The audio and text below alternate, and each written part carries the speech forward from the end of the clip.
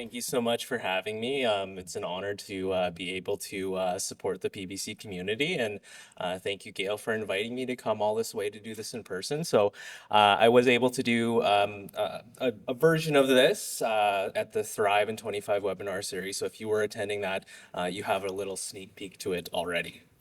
So my presentation today, always a tough shoe to fill to do a nutrition presentation before lunch, partly because I'm talking about food, and as I go through along here, I can start to hear the stomachs growling. So I use that as my timer to know that it's lunchtime and my time is running out here. So keeping this presentation super simple, I kind of keep this a no big word zone. So here's our agenda for today. I'm going to be talking about the 5 W's of healthy eating for PBC. So we'll start with who, why, what, how, and then into when.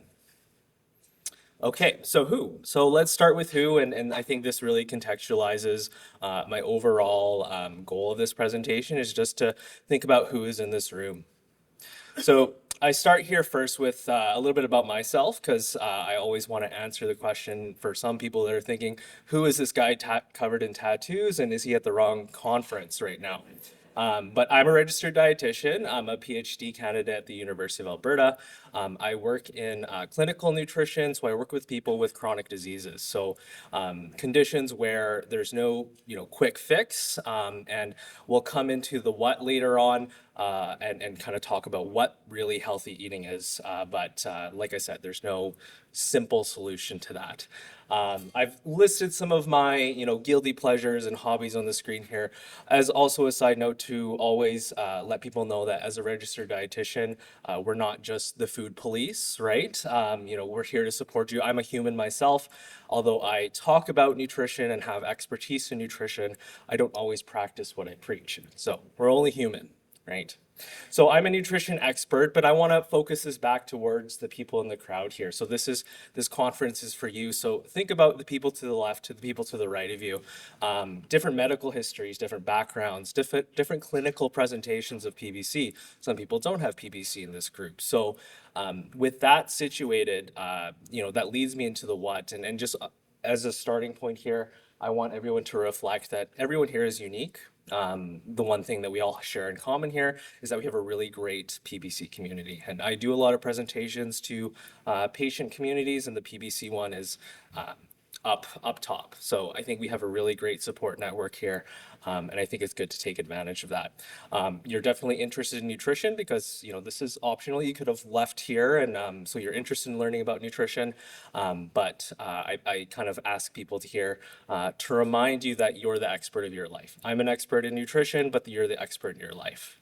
So let's move on to the second why, the second W, why. So what I want out of this W is I want people to find their why, your personal reason for healthy eating.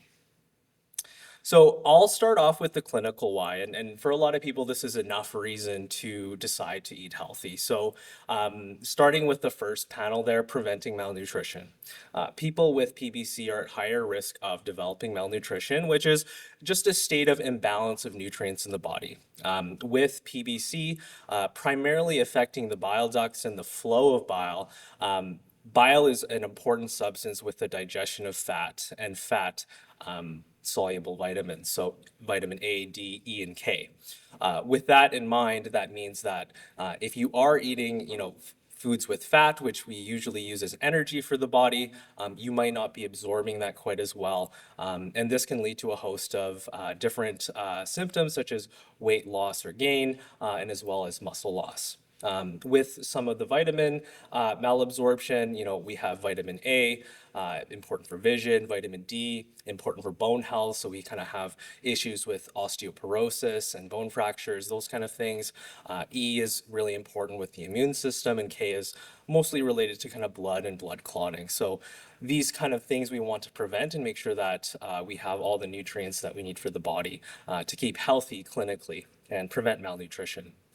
Secondly, I want to focus on the symptoms. So just as one primary example is fatigue. So fatigue is a very common symptom, and we have sessions dedicated to that later today, just to specifically talk about that. But a lot of clients that I talk to who say, I'm too tired to eat, and they kind of just push that as it's the PBC or the condition that's causing them to be tired. Well, when we do a dietary recall and look at what they're eating, we find out that they're just not eating enough food to actually have the baseline amount of food that they need to stimulate their brain and give the brain the energy that it needs.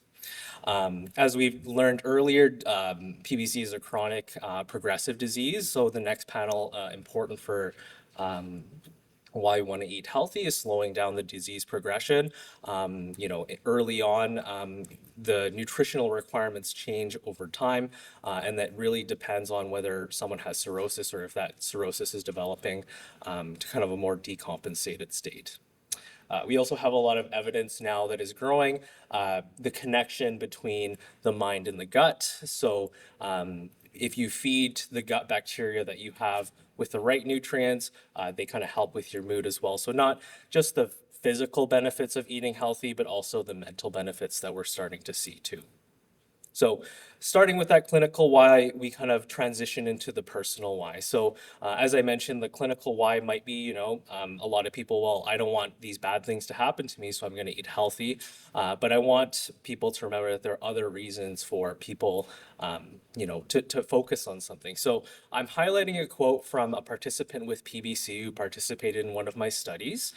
This was a pretty intensive nutrition study, so they had to do a lot of kind of active engagement on their end. And just reading it out loud, this participant answered their reason for participating in the study or making those dietary changes was that they found it very therapeutic. I was actually doing something for my own health because with chronic illness, you just see a decline, right? Because there's no kind of upswing to it.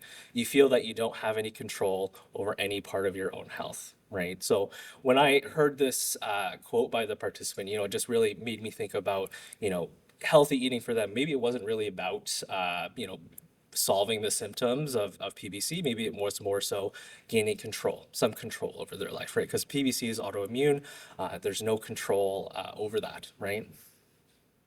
So we're going to move into an interactive question here, and wanting to ask the people in the crowd here, what is your personal why for healthy eating? And I think that this is an interesting question. I'm really curious to see what people say here.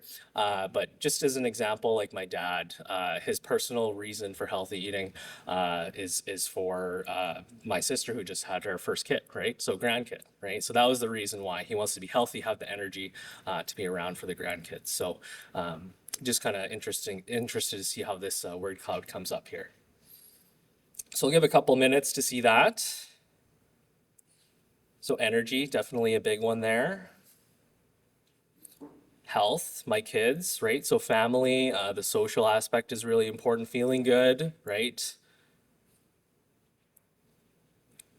Yeah, be healthy. Weight management. So all these really important things, and you can see that there's just so many different reasons why healthy eating is important for people. Great. So I think we can move on here, and I really appreciate the answers and the interactivity with the audience here.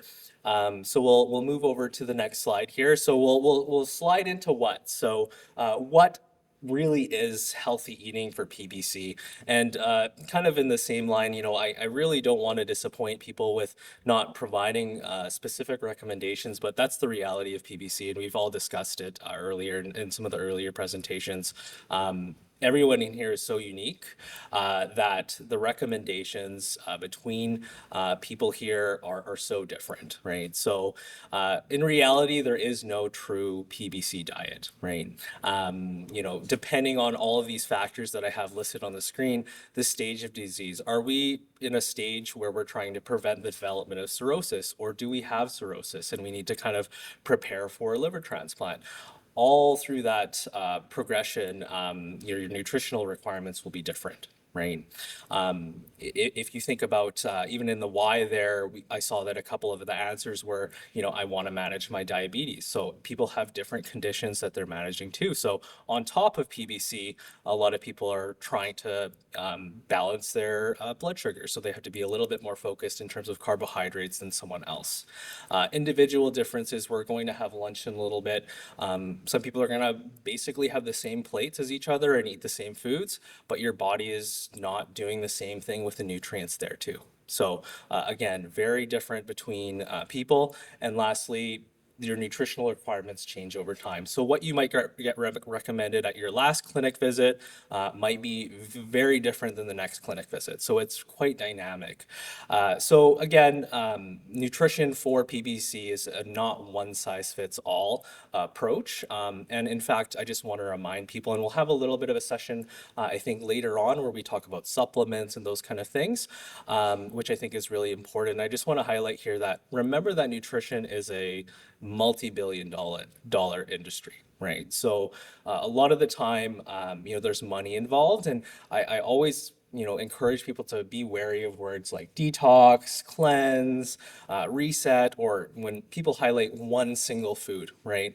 Nutrition isn't easy, and when it suddenly starts to sound easy, just maybe that's a little red flag for yourself to kind of say, well, maybe we need to look into that a little bit more. So yeah, we'll look into that. And before we go into what healthy eating is as a general standpoint, I want to look at what people's personal definitions of healthy eating is. So if I was to ask you, and I often do this when I work with my clients, what's healthy eating to you? Balanced and happy. Balance. No fast food. Colorful. Like that one. Plant-based diet.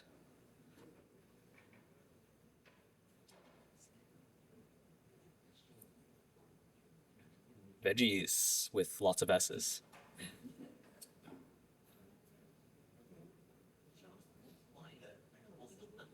Okay.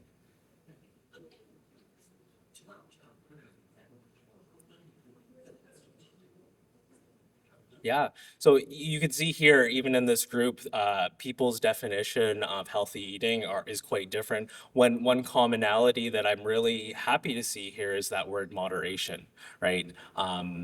When we think about diet or healthy eating, diet is usually the first thing that people talk about, and usually diets are pretty restrictive, and kind of you kind of build this pattern or relationship with food that kind of is like, I can't have this, or I can only have this. So this black and white mentality.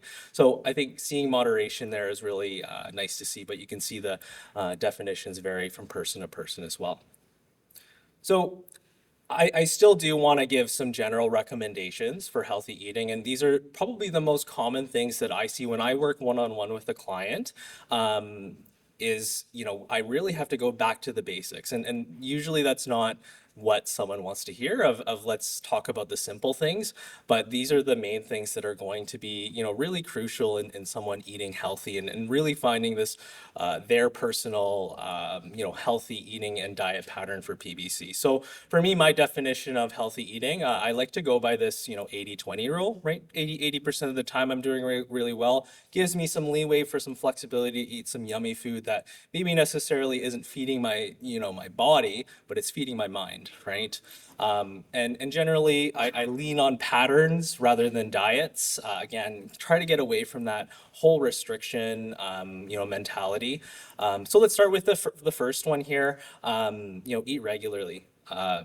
Usually, when I'm working with someone and they say I skip breakfast or I skip dinner, at the end of the day, that's one less opportunity to get the nutrients that your body needs, right? And usually, when you're missing meals, cravings usually happen later in the day, and that's when we kind of go to those really tasty things that again will feed the mind. So we want to be eating regular meals most of the time, balanced, which is what most of the people entered as one of their answers for healthy eating there. So a balanced plate, making sure that your plate is really colorful, if that's as simple as it can be. And I encourage people at the lunch when it does come, make sure that there's at least 3 different colors on your plate. That means there's more nutrients on your plate as well. We want to make sure that water is your main drink of choice, and if possible, making sure that we're trying to avoid or limit some of the sugar sweetened beverages that we can. Eating moderately, again, that was another big word that people put for what is healthy eating for them. So again, I think that most foods fit into the diet, and it's just a matter of enjoying those in moderation. And then if we have, let's say, a hiccup in terms of eating, we jump back on the wagon tomorrow and get back on that pattern that we've been working towards. Lastly, I think that it's important to, focus majority of your meals on eating in. One of my issues is, as a PhD student, working a lot in terms of, studying and that kind of thing, I often have to resort to takeout. And, in those scenarios, I'm fully out of control of what is being put into that food, right? So if we can make a plan to follow the 4 Ps, which is plan, purchase, prepare, and pack, you're in the driver's seat in terms of preparing and the nutrients that you're going to be getting for your body.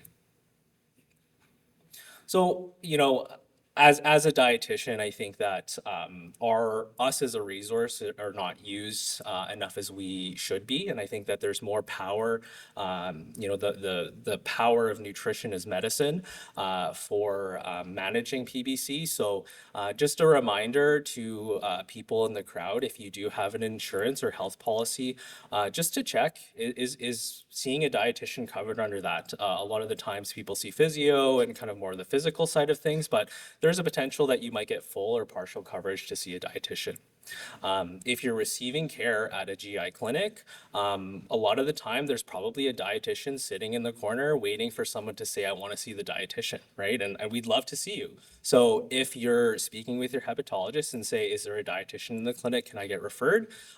More often than not, there might be, right? So please use us as a tool in your kit to improve your health. So I know that, just because I know lunch is upcoming here, this one here, I just am having people reflect on this one.